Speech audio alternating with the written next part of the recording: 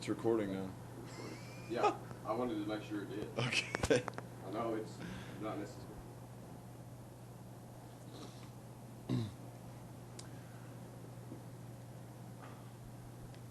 Can I see our... Sorry. I need my sheets here. This is an oral history interview for the history department at Abilene Christian University.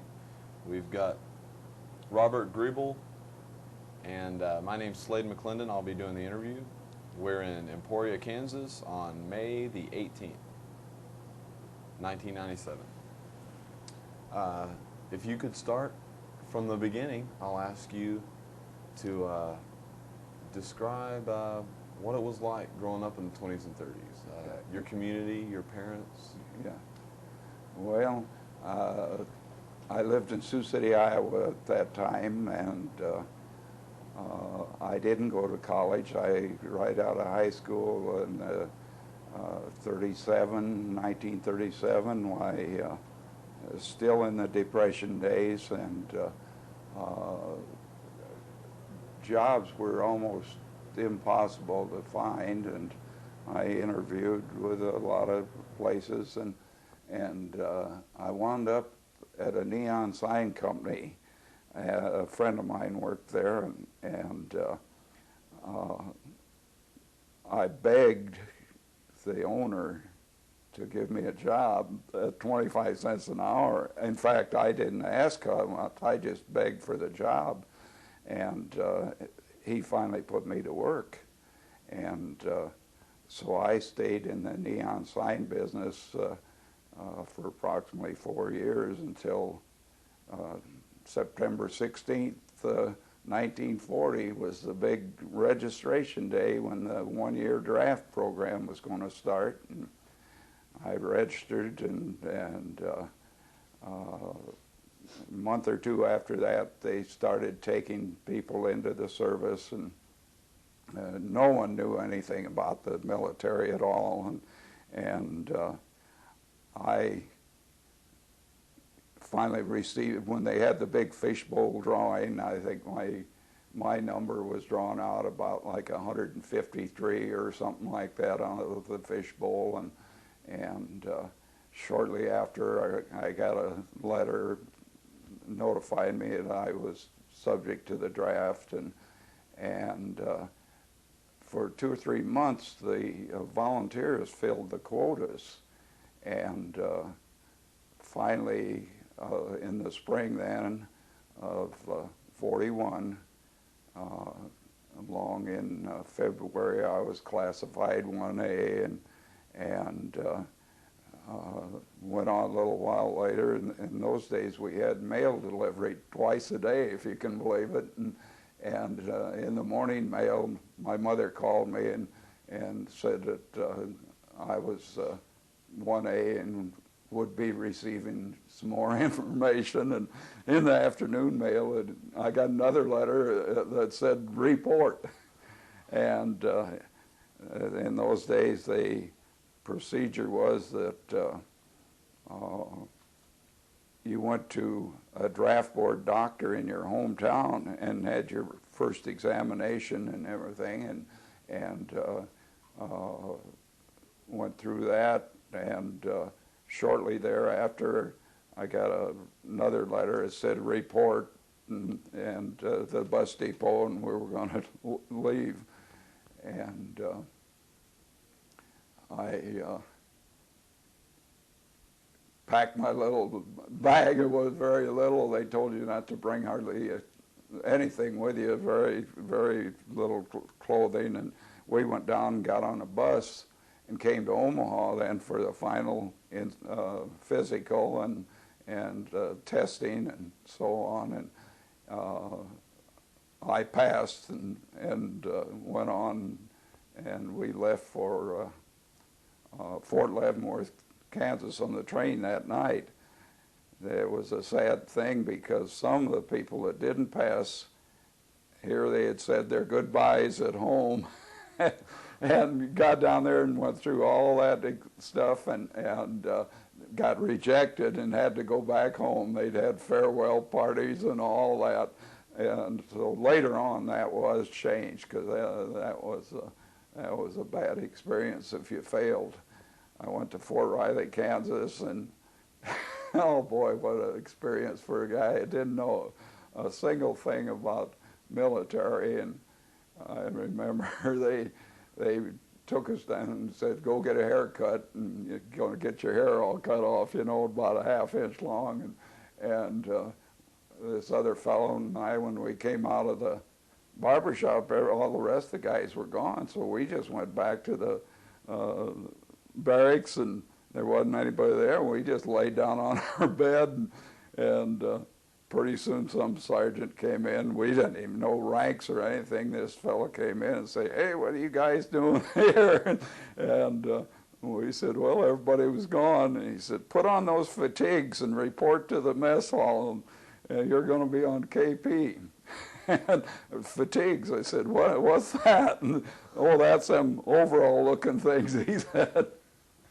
And so my first experience in the kitchen was working on KP at Fort Leavenworth, Kansas, a huge reception center they had there.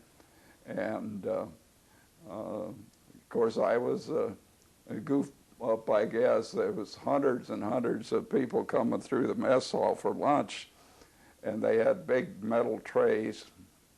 And the mess sergeant there said, now scrape these trays off before you put them in the dishwasher.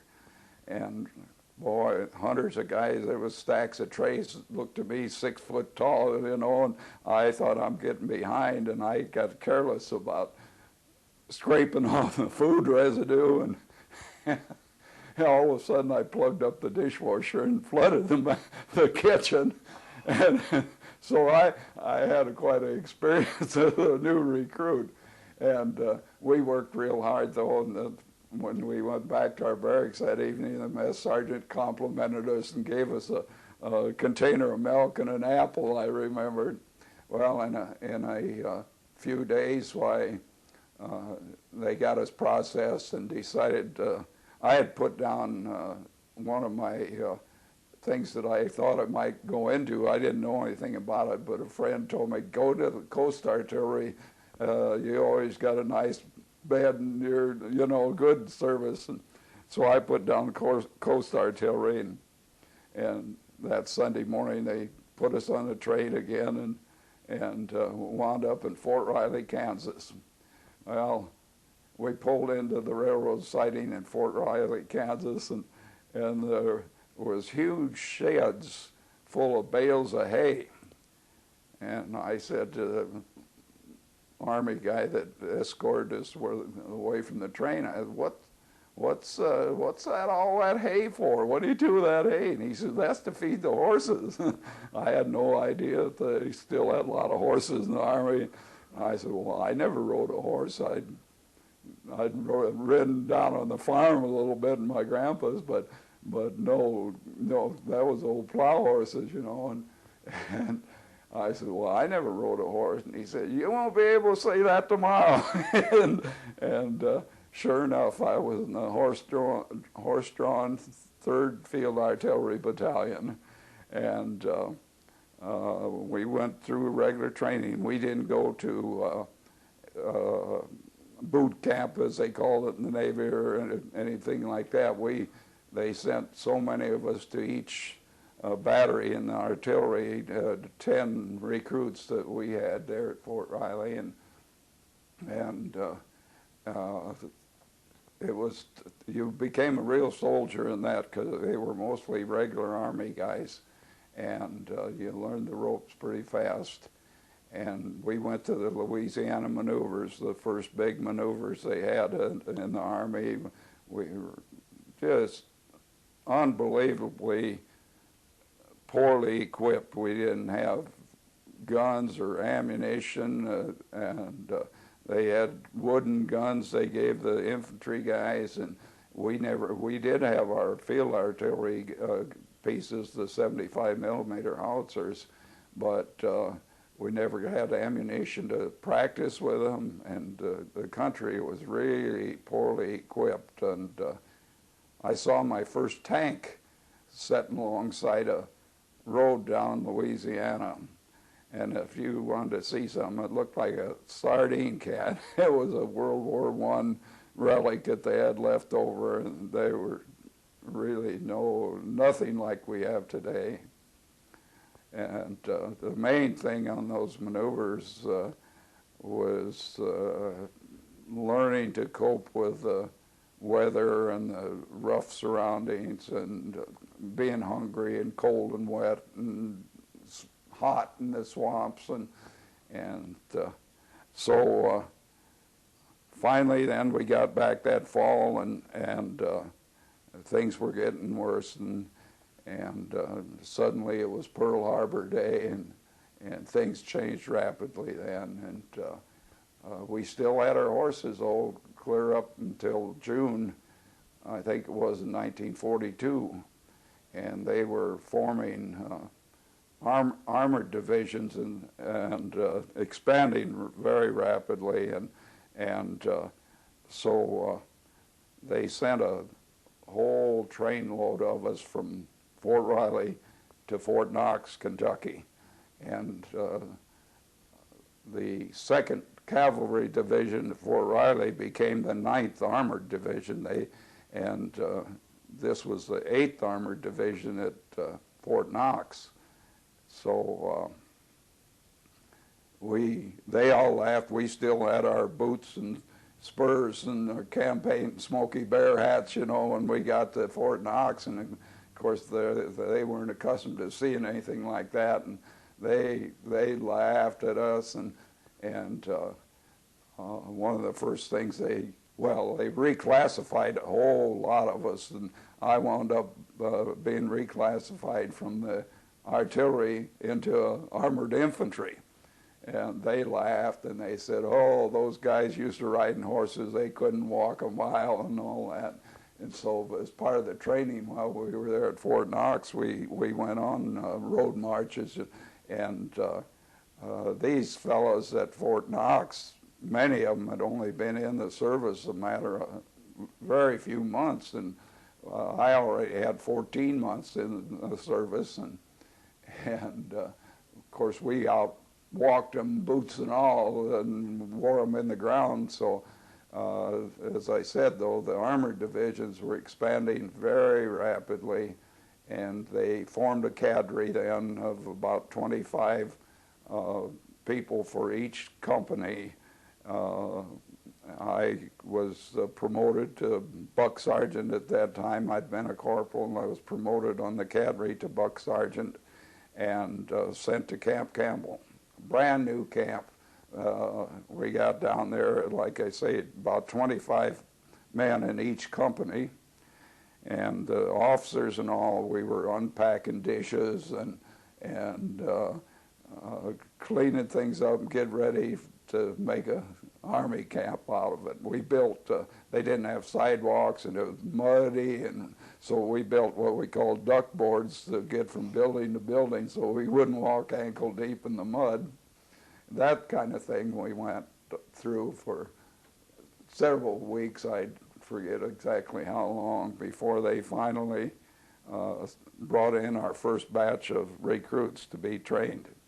Well, we activated the division before that. We all these cadre groups from the various battalions, and the infantry was in a regiment designation at that time with 3 battalions. But when they had the huge activation ceremony and the band and the generals, and it was a big public spectacle to have everybody marching by and the flag coming down, and the 12th Armored Division was actually activated, and finally they brought in trainloads of recruits, and we started the basic training then, and we were all in a learning mode, learned to drive half tracks and work with the tanks and stuff like that, and it was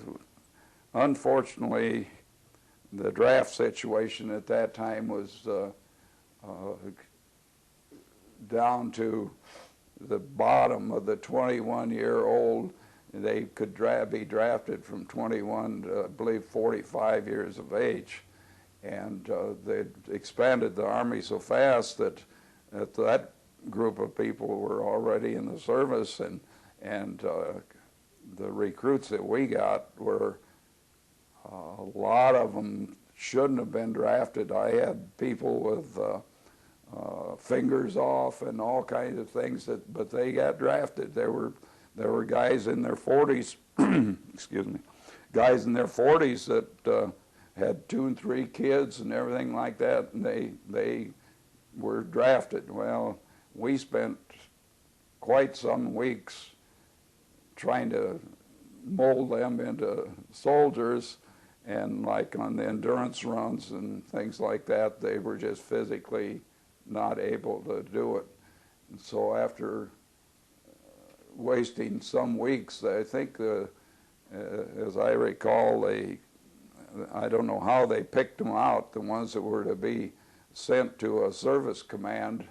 A lot of the older fellows and the ones that had problems were sent to a 7th Service Command and more used as support people. And then, so we had to bring in, then they started drafting the 18, 19-year-olds, and we got new young boys and really got into the training.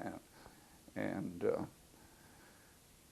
Camp Campbell was same as any other Army camp. The towns nearby were small and not accustomed to thousands of soldiers running up and down the street, and there were a few conflicts, just like in Abilene later, and with the civilians, and housing for the married ones was just impossible to get. As I mentioned earlier, they advertised on the radio, do you have a garage or a chicken house you can remodel to make living quarters for a soldier's wife? But our training became a little more rugged and a little more intensive, and then we went to Tennessee maneuvers, and we still had a lot to learn, and the officers and all of us had to learn to work with our troops. We had a lot of educational training things, and after the Tennessee maneuvers, a little town down there in Tennessee, they brought in a train, and we headed for Camp Barkley, Texas. And we had a fellow, one of our cooks, that was from Texas. And he, all the time in Tennessee, he'd say, oh boy, too bad we can't go to Texas. That's the best place in the world, you know.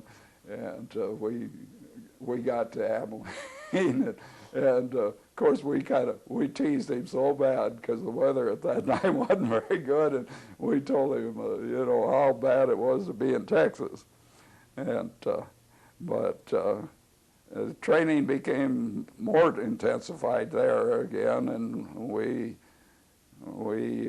tried to learn how to work with the tanks, and it's pretty intensive training, but we still had time to go into Abilene or Sweetwater on weekends and stuff and have a little fun as young single guys did and look for girls. But finally we had what they called a test to see if we were ready to go overseas, and went to Brownwood, Texas, and had a test with live fire artillery shooting over the infantry patrols, and it was scary, and but they determined we were ready to go overseas. They removed our General Brewer and put another general in charge of the division to ship overseas, and we took off in I think, 3 different routes to get to the port in New York. And then we did get a few hours to go into New York City, but we went down to the docks, and here's the Empress of Australia.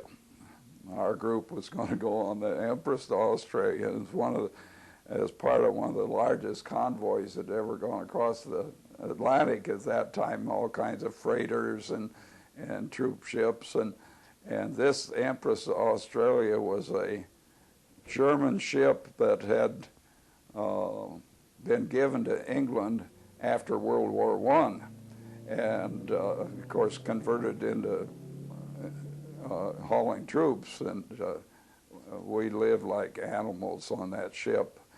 Our company, B Company of the 66, was in the lower hold right where the propeller shaft went out, and for at least 11 days, maybe it was 13, I can't recall right now, but we were down in that hold where that propeller shaft would thump, thump, thump, thump all day and night, and we zigzagged across the Atlantic Ocean. And the food, they had picnic tables down that hold, and we ate and slept right there. Most of the time we weren't permitted to go on the deck, and twice a day 2 people from each table would be designated to go up to the galley, and they had a shiny tin bucket with 3 divided into 3 compartments, and the English cooks up there would pour the food into that bucket. It's something like slopping hogs, and very bad. And by the time they went down 3 decks and got down to where our picnic table was that we tried to eat on, why everything was mixed together, and it was pretty bad. I know we weren't very happy campers by the time we got to Liverpool, and we were sure glad to get off of that ship. And we went to English air base, an air base there, and it was, of course, American planes and stuff, but there were a lot of English soldiers, British soldiers there, and they wound up, after a couple days, they took us to a place called Tidworth Barracks. And in England in October, it was raining every day, and these little tents that the squads were in had a little metal stove. I think they called it a Wembley. It was shaped like a inverted funnel made out of a fairly heavy sheet metal, but they didn't have any chimneys. And another fellow and I in my squad saw the Englishman digging a trench for a water or sewer line, and there was a big piece of heavy steel pipeline there about 20 feet long and just about the right size to fit on the top of our stove for a chimney. And we confiscated that and poked it up through the hole in the tent, and then we were able to have a little bit of heat in our tent. But it just rained every day, and I was chosen to go to lead a group of drivers to go over to a depot where they had our equipment, half-tracks and trucks, and you couldn't believe just blocks and blocks and blocks of jeeps and half-tracks and tanks and every kind of vehicle the military had that they'd been bringing across the Atlantic. And I drove a jeep and kind of escorted the convoy of our people after we picked up our vehicles, and I picked up an English soldier hitchhiking, and I stopped and picked him up, and he said he couldn't believe it. He says, I don't know how our island keeps from sinking. He says, you Yanks have so much equipment piled on it here. And so finally came the time to go across the channel. They put us on a LST landing ship tank, and I had been in the Army long enough to sort of look after myself, and my good friend Charles Nicholson from Rock Island, Illinois, he and I got in and we sort of joined the Navy crew on the way across the channel and slept in their bunks and ate in their galley. And our poor guys were down on the tank deck of this LST, and the water leaked in the door enough. They were sleeping on little litters, first aid litters, the canvas litters, and they were sleeping on that, and enough water came in that the litter was actually sitting in water.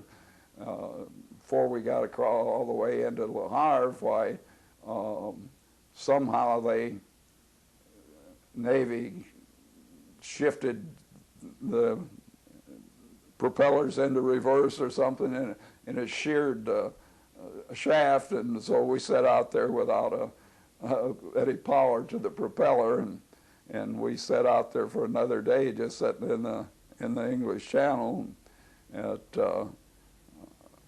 Fortunately, we didn't get strafed or anything. The Americans and the English had the air war won by then, and we landed finally in Liverpool, Le Havre, and the Frenchmen in Le Havre were pretty put out with us. They had sent word for the Germans to withdraw, and they wouldn't bomb the city. And somehow I understood, I mean, a lot of these things are hearsay, but I understood that the Americans and the British didn't get the word that the Germans had withdrawn from the city, and they just bombed Le Havre into rubble. And so as we landed in a makeshift little harbor deal and marched up through Le Havre to where the trucks were waiting for us, the Frenchmen actually just glared at us and were mad. But then we I wound up in a French chateau and started thinking about going towards the front.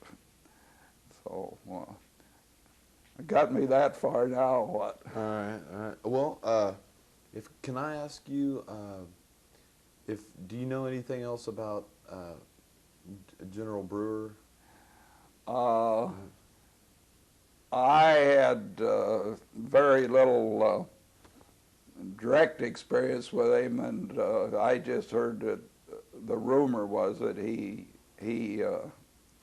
had not handled the division quite right. Now, whether that's true or not, I don't know at all. One personal experience with General Brewer, I had learned how to mount a formal guard, as they called it, a formal guard mount, when they had the division band, and it was quite a ceremony. In those little huts in Camp Barclay that we lived in, they had a gas stove right in the middle of the little hut, a 12-man hut. And one morning I jumped out of bed, and it was pretty nippy weather, and I jumped out of bed and I turned around my back to that little heater stove, and I got my leg up against it and burnt my leg. And in those days we were wearing leggings instead of combat boots. That was before the combat boots, and we wore those lace-up leggings. And I got called on to take a group from our company up for this big thing that General Brewer was putting on, and formal guard mount.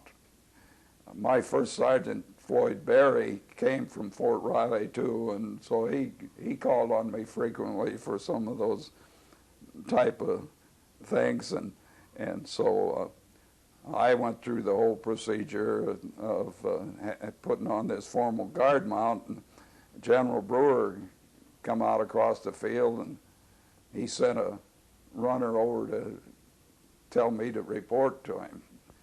So, of course, to be real military, you had to, when the general or the officer sent for you, you trotted right up there as fast as you could get there and saluted, and gave your name, Sergeant Grebl reporting, and he growled at me and said, "Sergeant, where are your leggings?"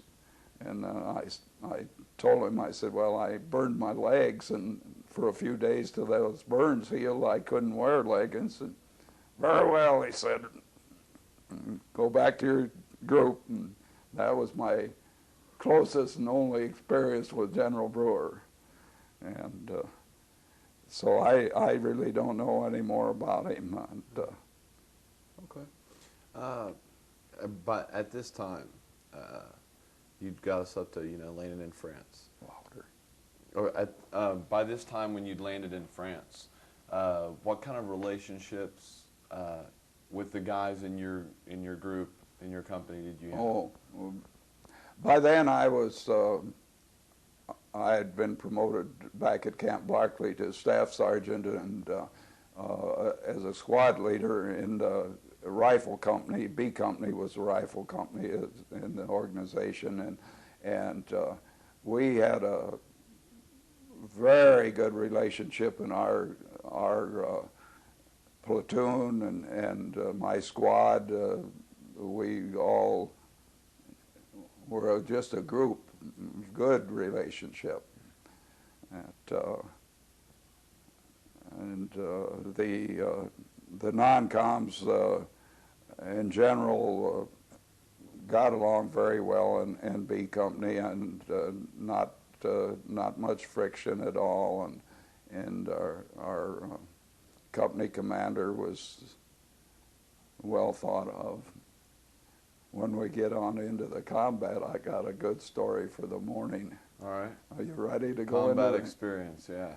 Go for it. After we moved on up through Luneville, France, and headed towards the front, and well, the first thing that happened on that convoy toward the front, a little closer, the squad leaders normally in a half-track stood up on the right side and were standing position most of the time and looking around, and we're going down a blacktop road, and all of a sudden out in front of the half-track I saw little sparks, and I thought, what's that? And I looked down there, and all of a sudden, of course, an airplane, a German, had strafed us, and we didn't hear him coming, and he didn't hit anything, and that was the first combat experience. Well, so we finally got up to a place where we were going to relieve the part of the 4th Armored Division, and night, we were so poorly equipped. We went overseas with 4 buckle overshoes over our combat boots, a field jacket, the long standard wool overcoat, and then they said, well, you're going up the front, and they had us take 2 bandoliers, were just little cloth deals that held extra ammunition, so they said take 2 bandoliers of ammunition, and we were really weighted down. Well, I started walking. They were going to have us meet at 4th Armored Tank to escort us to the right position, and walked up the hill and around this little muddy road. Again, it was raining. Every day rained in France. And I slipped on a place where the tanks had been turning around, and it was, I dug a big rut, and it was just full of water, muddy water. And of course I slipped and fell down in that water, and that coat and everything just absorbed it like a sponge. I had to get up on my knees before I could stand up. Well, I peeled off that overcoat, and it and the 2 bandoliers of ammunition stayed right along the road right where I got up. And finally, this 4th Armored Tanker got lost himself trying to find his way back in the dark to the position. And finally, he broke radio silence, and they told him, oh, just drop him off there, all right. Well, come daylight the next morning, Captain Powers, for the CO of B Company, was given the command of this little task force of some tanks and one first platoon of B Company. And I had a Lieutenant Joseph in charge of our first platoon, and we stood up on the hill looking around. We had no idea what direction the enemy was in or a single thing, and all of a sudden, boom, boom, boom, and here come the German artillery on us. They could see us, I guess, and we had no idea what was going on. And Captain Powers was riding in one of the tanks in this little task force deal, and somehow the tank hatch come unlatched, and the big heavy steel tank hatch hit him in the head and knocked him unconscious and had a concussion. And this little second lieutenant that was in charge of our platoon somehow got in the muddy tank track and wound up shooting himself through the foot. And so in a matter of minutes, we were out of officers up there and not having one single idea what we were doing or which direction or anything. It was a really comedy of errors, boy, and we finally got a little bit organized, and after running back and forth across the hill trying to get away from that artillery, we finally got organized in the direction we were supposed to go, and then the tanks start to get stuck in the mud. They'd have to hook up 2 or 3 tanks to tow them, and they'd sink in way deep in the mud, and it was still raining every day. And finally, I think it was about the 19th of December, along in there, the rain turned to snow and the ground froze up, and actually it was much better for us because we could get dry, and up until that point, as far as combat was concerned, we were just out of it. We didn't know, what, it was just mass confusion. But then we started going through that was in the Maginot Line where we first went into action, and went through those pillbox areas and captured the first little town, and things started changing a little bit from then. All right. What do you remember about Hermisheim? Pardon? What do you remember about Hermisheim? About where? Hermisheim? The Battle of Hermisheim? Herlisheim? Yeah. Oh, I remember plenty. They gave us bed sheets, and we tore a hole in them, and there was snow on the ground, and we walked up a canal in the dark, and I don't think, it's not like the movies. The average soldier, the war is right around him within a few yards, and that's about all most of us knew. It were actually in the combat troops. They'd have a little meetings, they were going to do this, and they gave us some briefing about this woods, Steinwald Woods. It was right out of Herlisheim there, and they gave us a briefing and said there was defended by a couple machine guns and a few Germans, and they talked like it's going to be a cakewalk. And the weather, again, it was cold, and we were always cold and wet, and C Company got the orders to move up and first, and we'd be in reserve, and they were repulsed and lost a lot of men, and so then the next day we were supposed to jump off real early in the morning, and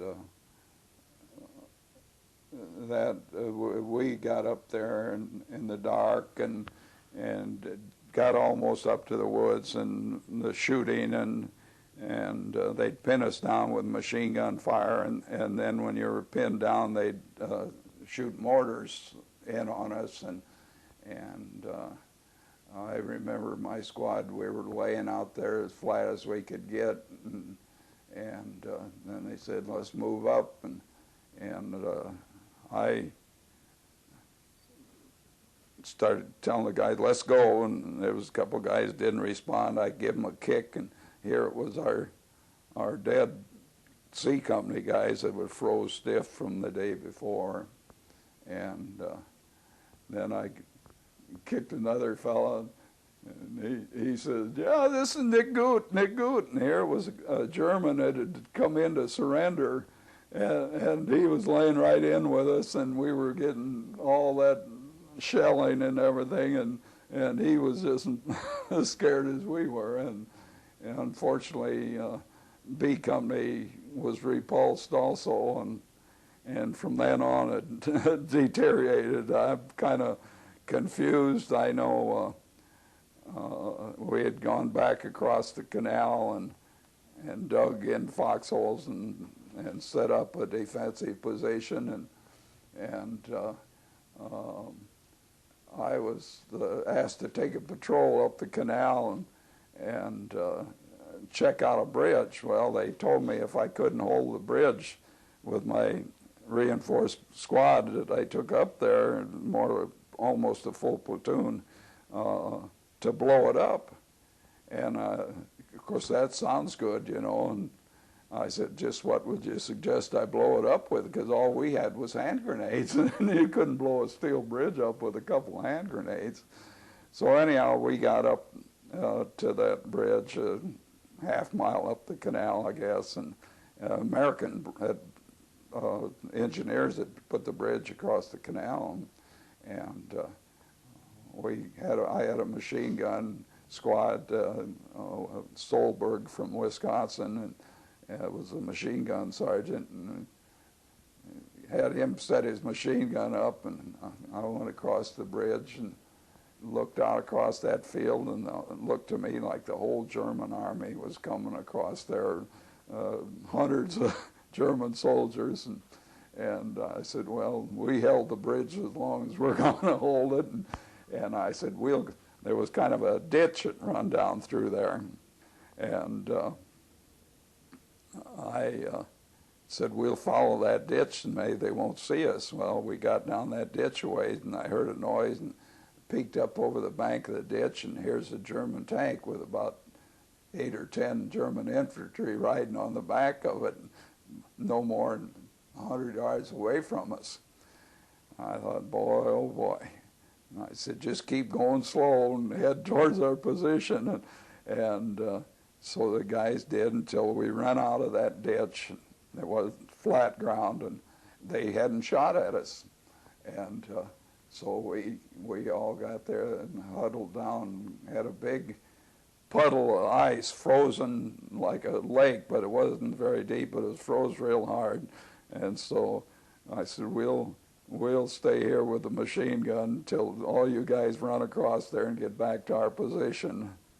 And they did, and we all made it, and I was the last one run across, and by then I guess they decided we were Americans, not Germans, and so they opened up on us with a machine gun.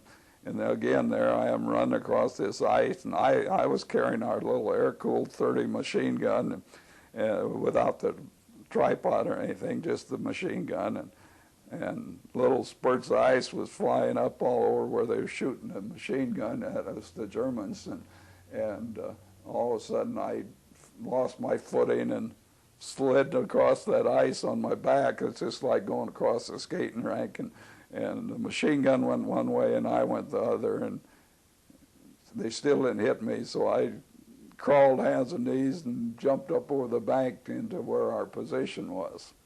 Well, this tank started to get a little closer. It was just one tank. The infantry had jumped off, and by then our little defensive position on the end was the closest ones to the German, and we had a big Sergeant Hugh Forkham from Difficult, Tennessee, had been an old regular Army man, and he'd served time in Panama. He had a lot of years in the Army, and he'd been a machine gun leader. So we had two machine guns. One was air-cooled 30, and one was the water-cooled, but the water-cooled didn't have any, it wasn't hooked up to any water, and the barrel on those are quite thin, and so he was blazing away with that water-cooled until he shot the barrel out, and it overheated, and so he said, let me have that air-cooled, he said, and I just moved away from it so he could take over on the air-cooled, and that German tank, we were right near about a 10-inch diameter tree, and that German tank hit that tree trunk about 8 feet or so up from the ground and sheared that big tree off, and it fell right across this Sergeant Forcum's legs and paralyzed him. And about that time we got orders to withdraw, and he couldn't move. So another fellow and I had him on his back. He was a huge man. and we drug him on his back down along that canal till we were completely exhausted. And so he said, well, leave me. And some of our other people had abandoned their foxholes there, and we put him down in the foxhole. I never forgot, he shook hands with us and thanked us for trying to save him, and put him in the foxhole and started down the canal. And we got down a little farther, and here was Sergeant Nicholson, a good friend of mine, and he'd been hit by a piece of shrapnel in the back, and he was in a foxhole. And so we talked to him a minute and got him out of the foxhole, and he decided he was able to navigate with a little help from one of us, and we started across the field in the disorderly retreat. It was chaos. And by golly, looked around, here come Sergeant Forcum on his own, walking. And some of the paralysis had left him, and he was navigating on his own. So we took him, the other two of us kind of escorted him, and another one on Sergeant Nicholson, and we go across that field, and the Germans would shoot a machine gun, and the tank was getting closer, but they just didn't hit anybody. And so we kept going back towards the 36th Division had been brought up in support of us, and we were going to retreat back through their lines. And there was a little depression in the ground there, and Sergeant Solberg from Milwaukee, somebody had thrown a bazooka away and just abandoned it, and they found this bazooka and one bazooka shell. And Solberg says, I'm going to get that so-and-so tank. And the old bazooka we had at that time was not too powerful. If we'd have hit it in the track or a thin part of the steel, it might have done something, but the front of that German tank, it wouldn't have phased it. But anyhow, he crouched down and loaded the thing up, and they went through the air. You could see the bazooka projectile going through the air and follow it, and that just skimmed over the top of the German tank, but like I say, it wouldn't have phased it if it hit it in the front anyhow. But that was the only shell and the only thing we had to shoot at a tank, and threw the bazooka down and continued our retreat, and went back through this 36th Infantry Division's lines, and they had a good defensive position put in there, and we withdrew into the little town and loaded us up, and we went sort of in reserve for a little while. And the division was pretty well decimated. We'd lost all our tanks, and after a few days, it just blurs. Some people might have better memories, but the whole situation turns into a big blurry mess. And some of the other, the 17th Infantry and 56, some of them might have, as far as the town of Herlesheim, we never got into the town. After Herlesheim, where did Well, we were in reserve just a little while. That was just north of Strasbourg. We were close enough at one time to see the big buildings of Strasbourg. And after a day or two, we went to a little village and sort of recouped a little bit and recovered from our disaster. And there was a lot of snow on the ground. We went into this, at that point, if you saw a house or a barn or something, and you just went into that to sleep and get out of the cold. And there was still a lot of snow on the ground. And we went into this real nice house, my squad did. And none of us could really speak German. Most of those people in that area spoke more German than they did French. And I remember going into this real nice house, and I smelled fish cooking.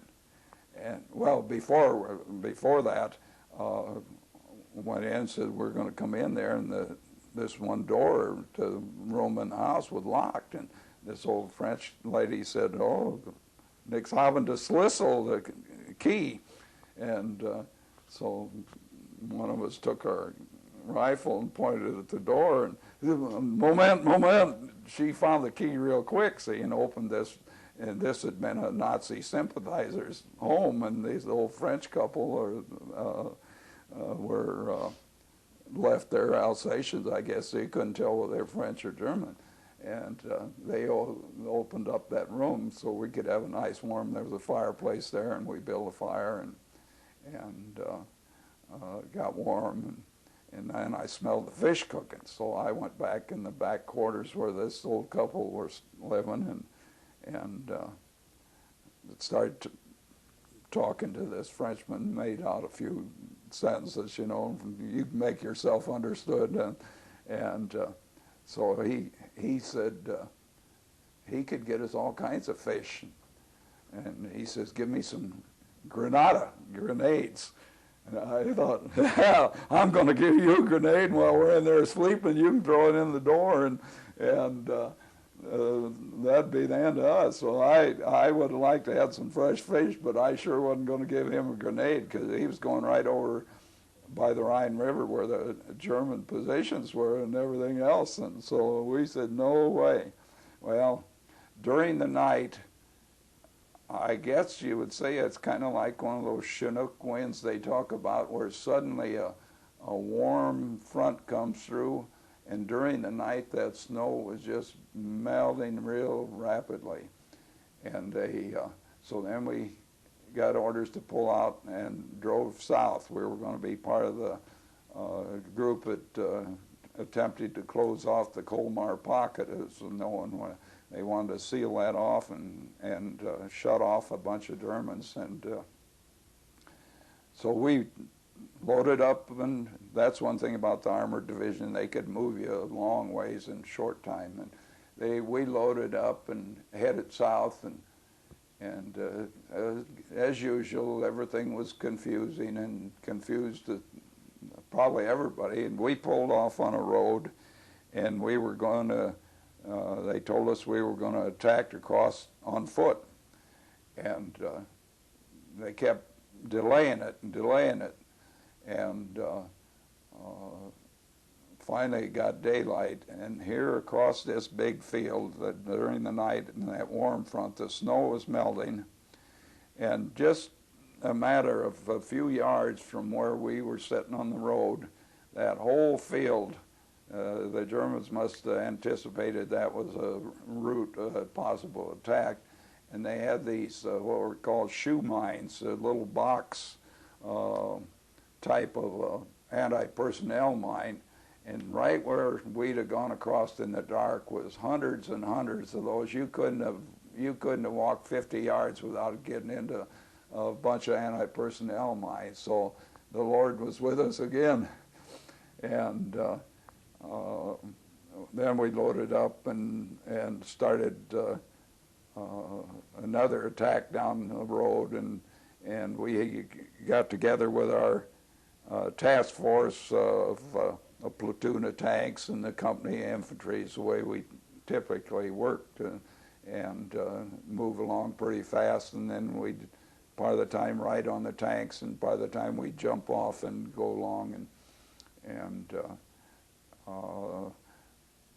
we going down this road, and there was unfortunately the tank commander was a brand new lieutenant from a motor pool without real combat experience, and he had these brand new latest tanks, 76 millimeter guns and wide tracks, but he was so afraid that he buttoned up the hatches, and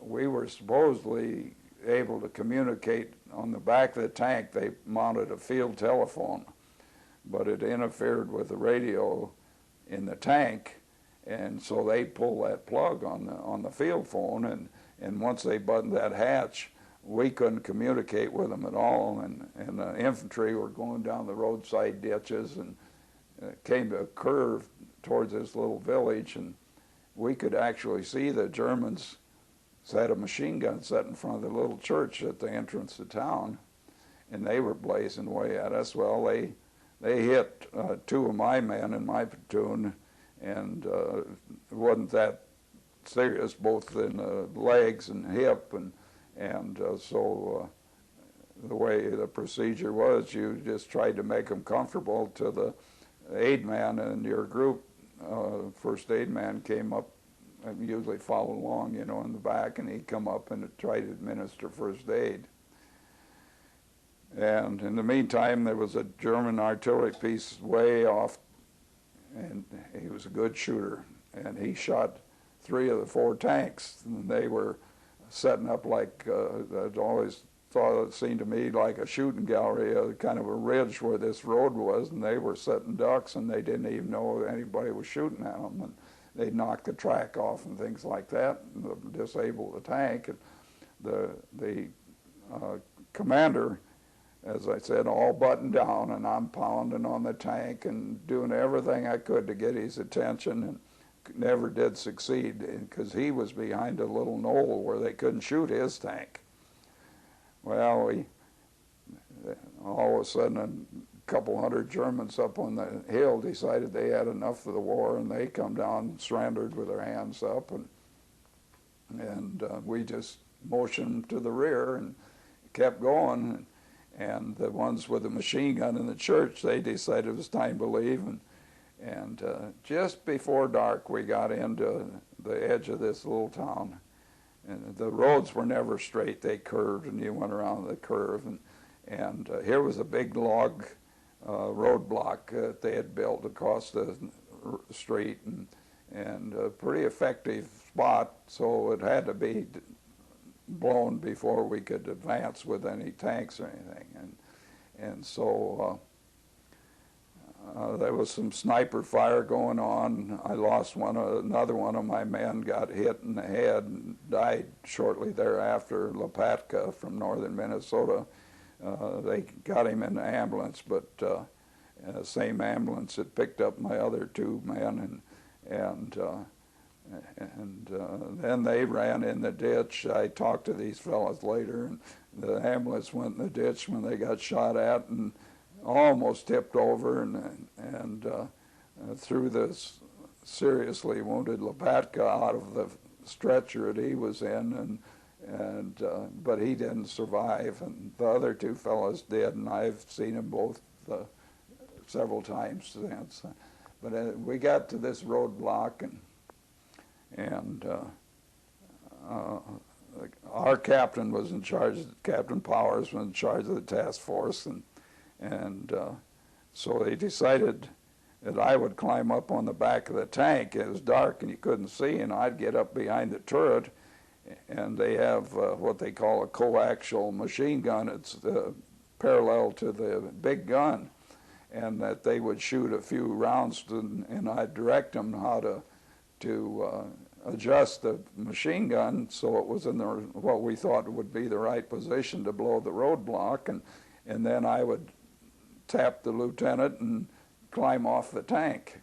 Well, I got it about right. Tapped him. He must have said fire immediately, because there I was standing right behind the big gun, and kaboom, and blew my helmet off, you know, and about broke my eardrums, and one round didn't do it. So decided we'd change slightly, and I adjusted him again with a machine gun, and I told him, now let me get off of here. Kaboom! There goes my hat again. I had a carbine at that time. By then I was, at Herlesheim, I was promoted to platoon sergeant. My platoon sergeant, Doug Burson, got a battlefield commission, and so then I was promoted to be the platoon sergeant, tech sergeant of this platoon. And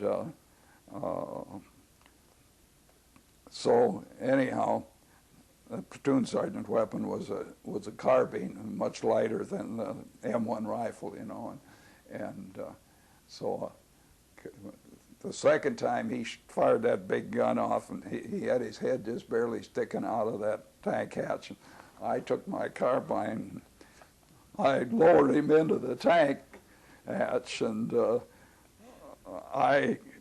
this day I suspect that may have had a bearing on my hearing loss. I don't know, because I couldn't hear anything for an hour or so. We went, that second round blew the log barricade away good enough that we could go in, and so that was our first real experience rushing through a little town, and we went on both sides of the street. Men on both sides, the ones on the right side would shoot at all the windows in the left and vice versa, and we just went charging through the town, blazing away with everything we had. And we weren't getting any resistance, and our orders were to go through to the edge of town and go in the defensive, and about a quarter of a mile away, we got to the edge and sort of put out guards and decided to sit there to further orders, and a quarter of a mile away out in the field there was a horse-drawn German group, and we could hear them. At that distance we could hear them. They decided it was time to move out. And they'd see they'd light a match or something to find a harness or something like that, and they actually withdrew and in the darkness, and but we had orders to just stay on our defense. Unfortunately, that's where I shot a Frenchman.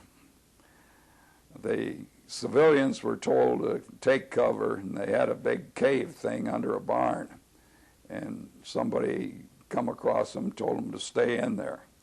And I was at the very edge of town, and suddenly out of the darkness came this figure, and I had no idea whether it was a German soldier or what, and I said, halt, and he kept coming, and I had my carbine right up pointed at him, and he walked right up to me and tried to grab my carbine in the dark, and so I figured he was a German for sure, and I swung it around like we were trained and hit him across the jaw, but that carbine wasn't quite heavy enough to do him in, and so when I did that, he'd run right past me, and I spun around and fired off a couple shots, and he kept going.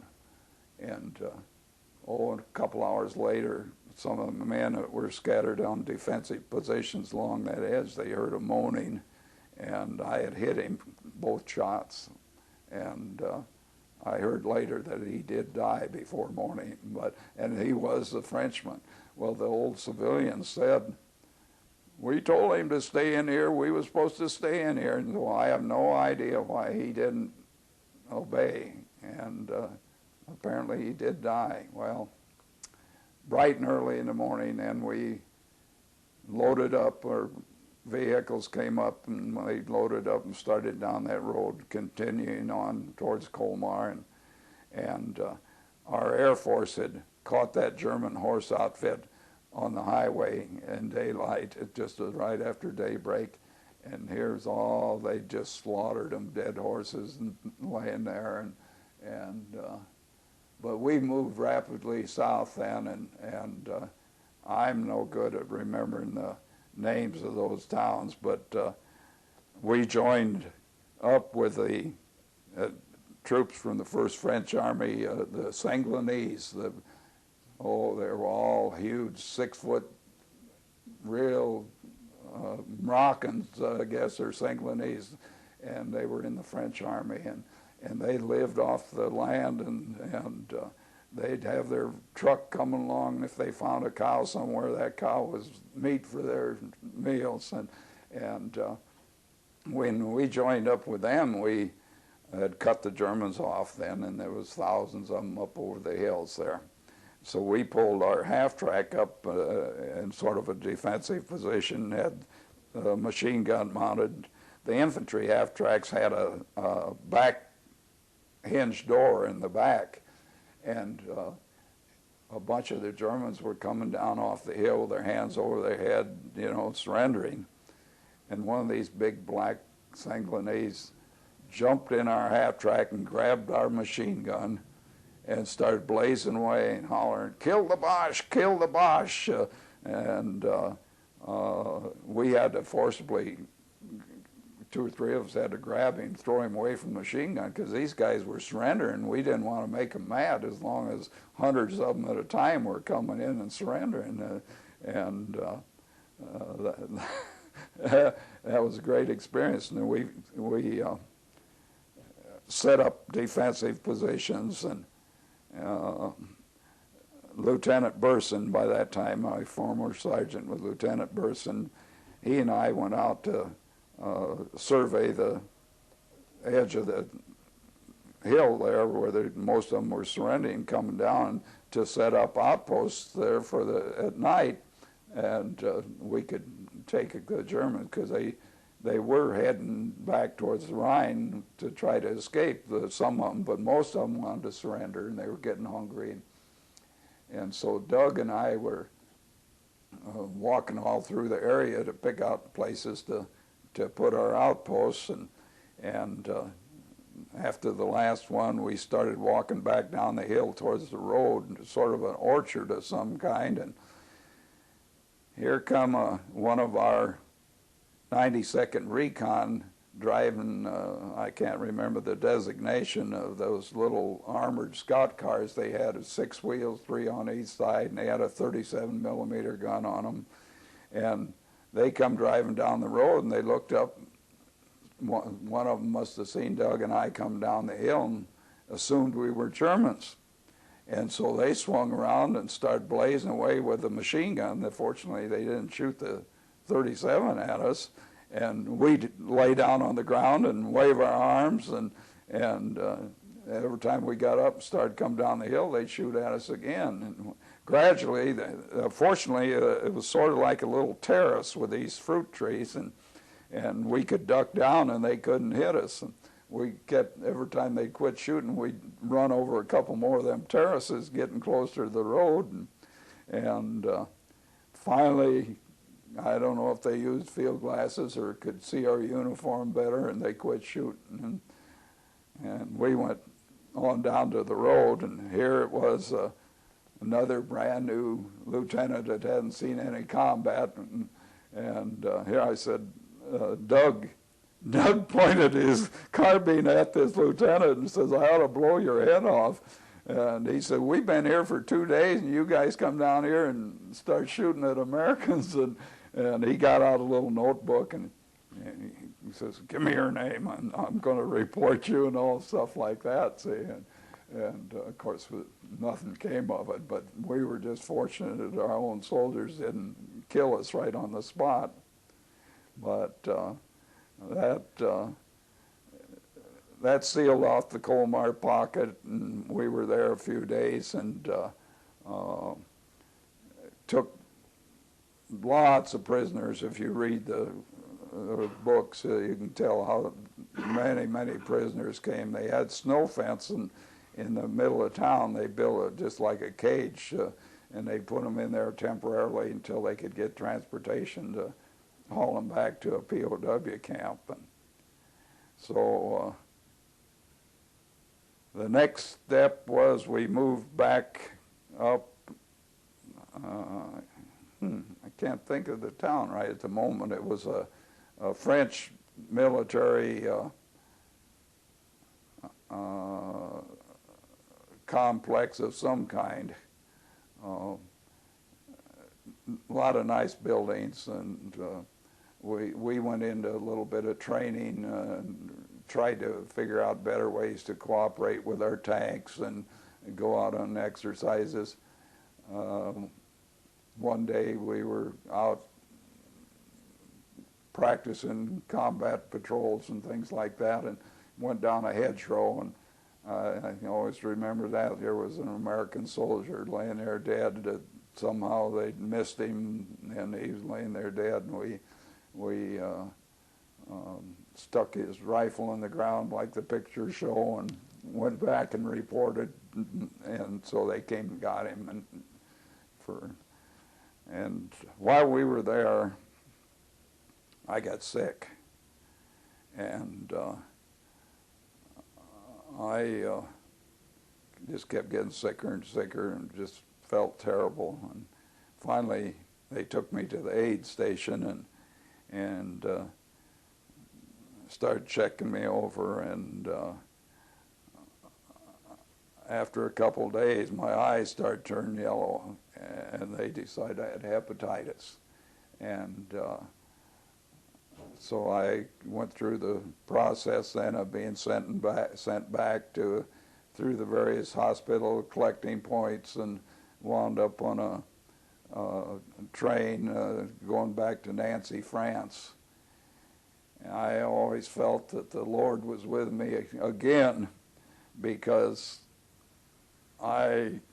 it took quite a while. The ward was full of hepatitis victims, and while I was there, suddenly I got a humongous fever, temperature, and just kept going sky high.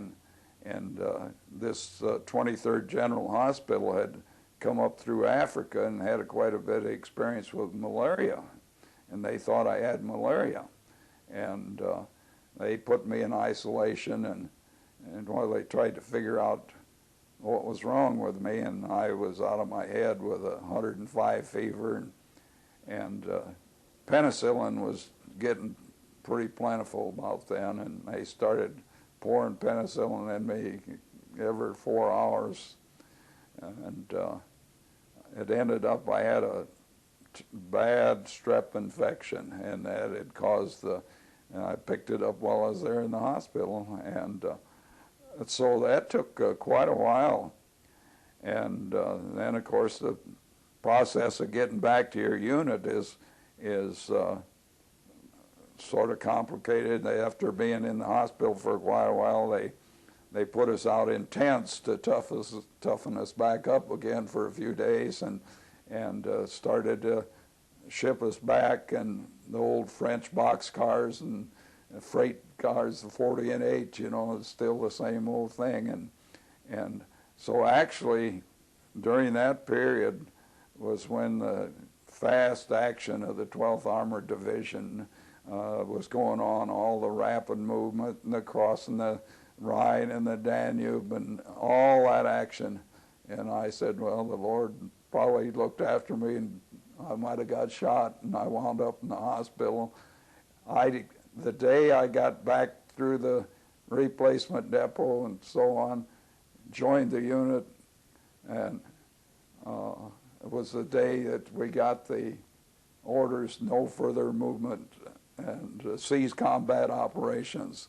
So I missed all the rush across Germany, and all my friends, they talk about it, and in a way I envy them, and in another way I'm thankful that I think very well it could have been just saved by being that happening to me. And so then we withdrew to a town by the name of Ellwangen there in southern Germany, and we stayed there for quite some time. It had been a center of SS troops and their wives, and they had some pretty decent, for that day, apartments, brick apartment buildings, 2-3 stories tall, and quite a complex there. And we had to clean them out and so on. And the German SS wives that were living there kicked them out so they'd go live with somebody else. And it made us real nice living quarters. So we had running water, and there wasn't any gas. We'd take a coffee can, put gasoline in it, and set it in the hot water heater, and it would, in a few minutes, it would heat the water enough to take a hot bath, and it was pretty deluxe for the infantry. And we'd go out on an occasional patrols and check papers and of the civilians and anybody that looked like they might have been a soldier. And some of them were going home on their own, and they had to go through the discharge center. We took turns, a big factory complex of discharging thousands of German soldiers. They trucked them in from different places as far as Italy and all around. Thousands and thousands of German soldiers, and we'd process them, give them a pass, and our transport would take them to their home area. And of course, then we started sweating out. Some of our people were sent home from there already to get further training with anticipation of going to Japan, and we were all sweating that out. Let's see, what was the slogan that the guys come up with? Home alive and 45, and Golden Gate and 48. They anticipated that we would get sent to Japan and have that done by 48, I think it was. And I think that's what it was, similar to that anyhow.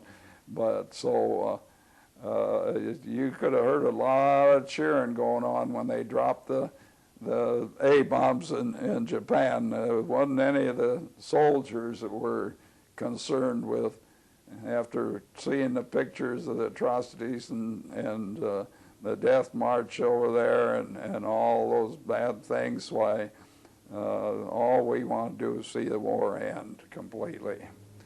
And after that, we were moved down. The division headquarters was in a place called Heidenheim, and we were just outside of Heidenheim in a little village of Bolheim, and actually didn't do much, just waiting for a time to go home. And typically of the Army, I was chosen along in October, about sometime early October, to go on an advance party to back through Nancy, France, and back down to Marseille, where they had a huge tent city named after various cigarettes, Camp Lucky Strike, and so on. And so I loaded up with a group from each company and battalion and a jeep, a couple jeep loads of us, and went back through Nancy, France. We got to Nancy and put up for the night, and got the message another division was going to go home before us, turn around, come back. So we went back to Bolheim and didn't do much again. They were getting ready to go through the winter season, and we got along very well with the civilians. I remember this lady that I moved in her house, and they got the word that they up in the timber, Germans were sawing up a bunch of firewood, and so I got a hold of a 6x6 truck, and a couple of those guys went up there where they had the big piles of firewood and got what would be several months' supply of firewood for this lady and brought it back. We got along well with the little children, and learned to speak a little German, probably poor grammar and everything, but we could converse quite well. And they all had little gardens in that village, and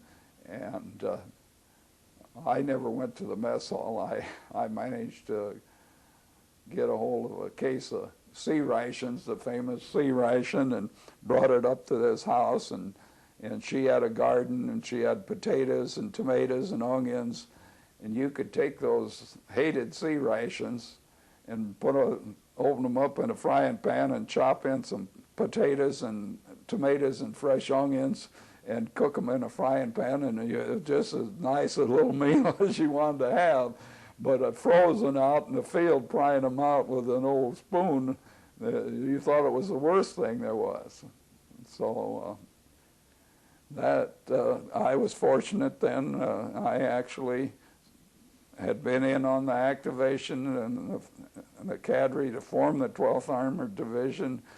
I wound up coming home to New York with the division and deactivation, and so I felt very fortunate to have that experience. What was it like once you finally got home? And got home? Well, like a lot of fellas, I had a girlfriend, and I became a little bit suspicious when all her letters were written at the office during the day. And I got home and called her, and she said, well, I think we'll talk this over. There's some things. And so that didn't work out, fortunately, and for both of us. And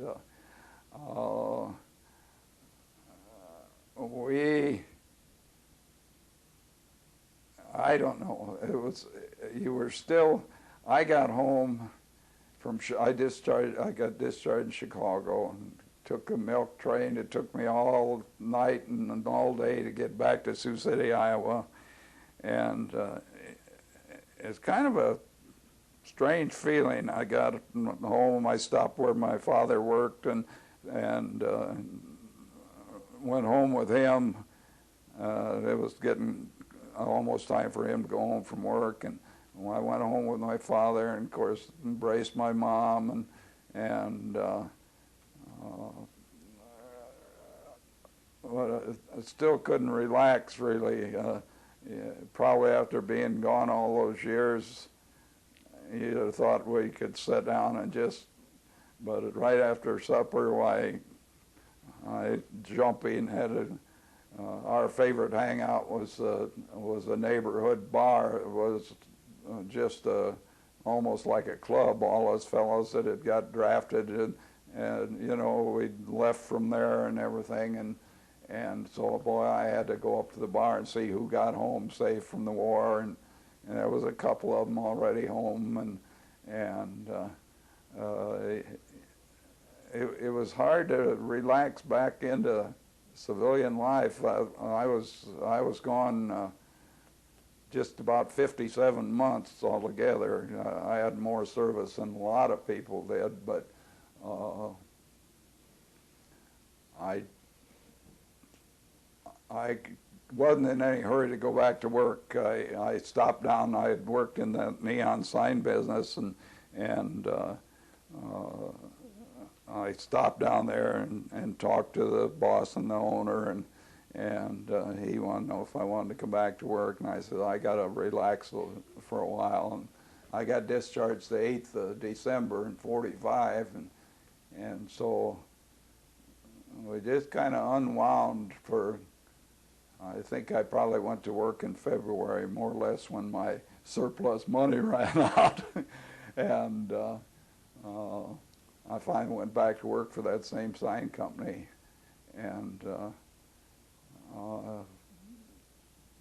I was always a hunter, rabbits and squirrels and pheasants, and during that time that season was open, and I did go out with my father and another friend that had always hunted with us, and I did go out and do some hunting, and it was sort of hard to relax back into civilian life. And my future wife was one of the secretaries in this sign company, and I hadn't known her previously, and I don't know, we kind of started kidding around, went on a few dates, and got back into the swing of working, and I also liked to fish, and in between time, one of the fellows at work and I became close, and I hadn't known him. He hadn't been there before the war, and so he was a hunter and fisherman, so we got every opportunity. We did things like that, and so in September 21st, 1946, my wife Rosie and I were married, and that made last September was our 50th anniversary, and we were childless for 14 years. We just couldn't make it, and she had some problems, and finally after 14 years we had a son, and really happy and nice young man, and enjoyed he consequently, by being married that long and a little bit older when we were married, I think I was 20 going on 28, after having a baby at that age, most of the people we associated with that had children were much, much younger than we. And to this day, in our circle of friends, probably the majority of them are 15 years at least younger than we. Excuse me. But now, our son was married 10 years, and he got one child, a boy, and that little grandson's our pride and joy, and they live only a mile away from us, so we see him 2 or 3 times a week at least, and Grandpa is his favorite too, because we're the closest, and he comes running with a big grin and his arms out, so that's a real joy to us. Super. I'm curious, did you have any experience with SS people, and were they any different than the normal German soldiers? The what? SS guards, were they any different than normal German soldiers? Overall? I didn't have any real close personal experiences with them in most cases, but they were definitely, the indoctrinated Nazi Hitler followers, there's no question. I captured a young German soldier, red-headed fellow, in that Herlesheim area. I'd been out on a patrol. Early in the morning, we spotted in the distance 2 Germans going across the field, and we had a forward artillery observer with us, and he wanted to get zeroed in on that area, so he called in some artillery fire, and we didn't see him move after that. And so later that day, when I had that patrol going up towards the same bridge where we'd gone before, or later, I thought, well, I'll slip over there where we last saw those guys and see if I can get a souvenir. That was what we did. You look for a gun or or knife or something. And so sure enough, here I spot these two bodies laying on this bank, little ditch there, and they're laying down there face down. And I went up, and this one guy, I poked him in the back with my rifle, and he was playing dead. And he jumped up, and I jumped up about 3 times farther because I thought he was dead. And he was a little red-headed, young German boy. And the other fellow was dead, the other German.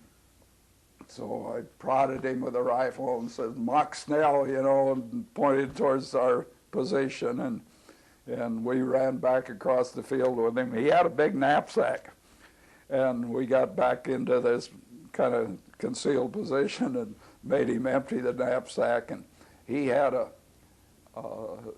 like the shoulder insignia we have on our uniforms, he had one of those in his knapsack of the SS. And boy, we said, "Huh, you're SS?" And, "Oh, no," you know, it was a souvenir for him. Actually, he just picked that up. I don't know whether he was trying to impress a girl in Paris or what, but he had a SS insignia. And he had his little pay book they had, and his name and everything. And among other things, he had a wristwatch, and he had a bottle of brilliantine hair oil. I don't know if you fellas know, way back in the old dime store days, the Kresge's used to sell hair oil. It was real oily stuff, a red color, and it only cost about a dime for a bottle of it for hair oil. And this guy must have picked that up in France. So they took his watch, and he didn't have any money, I don't think, and we're shaking him down before we sent him to the rear, and somebody stuck the SS insignia in their pocket, and we were going to send him back to the headquarters area where they collected prisoners, and "Mein hair oil," he kept saying. He wanted that little bottle of, he didn't care about anything else as long as he had that bottle of hair oil. That was a funny experience. The troops, at that point, some of them were those, the Volkssturm, they call them, the People's Army. They didn't even have uniforms. And when the position was indefensible anymore, the Germans, the good Germans, would withdraw the good troops and send these People's Army troops, guys, and some of them wearing like a sport coat, and they had an armband on it. And I can't remember what it said on that armband. But they, the minute they got a couple shots were fired at them, they gave up and surrendered. And I don't blame them. They just, you know, they were just scapegoats and put in there to temporarily hold things up while the good troops withdraw with the good equipment and everything else. But I don't have any personal experience about it in the big rush across Germany. Then I know our people ran into some fanatical resistance here and there with the SS, but from all the stories, they soon got them so disorganized that they weren't effective. I guess you wouldn't have had any experiences with the death camps then? No, not personally. When I was in the hospital, there was, they put me in an isolation ward, and there was a person in the bed across the aisle, and it came about lunchtime, and I was still just coming out of this high fever and wasn't very lucid, and I said something about lunch, and this person spoke Italian, said, what is it, mangiati or something like that. It's for meals in the Italian, I guess. But he had been in a liberated prisoner of war camp somehow. I don't know how he wound up with it, and he was skin and bones too. He wasn't in a death camp or anything, but he was just emaciated, just skin and bones, and I think he had some kind of illness too. So they had him in that isolation ward where they had me. So all I've seen personally is the pictures, and I had a friend at that neighborhood bar in Sioux City that had got captured and was on that Bataan death march you heard so much about over in the Pacific Theater, and he got liberated there, and he was the same way, and his teeth were gone, and a lot of them didn't live very long either after going through that many years of that experience. Can you think of anything else? Was there anything you Well, the only thing that really wanted to know I can about? really think of, I just, not for any real reason, but I remember reading a letter and one guy mentioned that all the I'm GIs, sorry. I read a letter that one guy wrote, and he mentioned all the GIs during occupation grew up a little Hitler mustache, just to tease the. Oh. Do you remember anything? Is that true? I don't know. Our unit was more isolated. Some of those things probably came out of more in the cities, more maybe with headquarters groups and stuff like that. But what we did do, and especially in that first town of Ellwangen, but we did it in Bolheim also, if we wanted to tease the civilians a little bit, we would say they're shipping all the Americans out of this area, and they're gonna, the Russians are gonna take over the occupation in this area, and they knew then the problems that would be going on with the Russians, and they welcomed us at the end of the war, but they didn't want anything to do with those Russians, and which proved to be true. Well, In fact, I had some of those former German soldiers when we were discharging them, and they'd start a rumor that we were going to rearm the German soldiers and the Americans, and the Germans would move on into Russia right then. You know, not from personal knowledge, but just reading and training films and so on. The Germans, if the Germans had played their cards correctly, when they first went into Russia, the Russian civilians welcomed them with open arms. But the Germans didn't do it right, and they took all the food and kicked the Russian civilians out. And when they turned the Russian population against them, that was the beginning of the end for Hitler's troops. Well, it's getting hot in here. Pardon? It's getting hot in here, and we Yeah. covered a lot of material, so let's Yeah. go ahead and stop. Okay. Does that sound good to you? All right. Pardon? Does that sound good to you? That's good All enough right. with me. I don't know. Like I say, I was a little envious of the guys that made it through all right without any serious problems. And they had that experience going through Germany when used as a armored division was really designed to be used. We were that Herlesheim deal. We shouldn't have been there. That should have been ground That's what regular everyone infantry. said. And That's what every single person yeah, I've interviewed said. it was just completely wrong. Yeah. But And everybody talks about the 7-minute yeah, bombs in Colombia.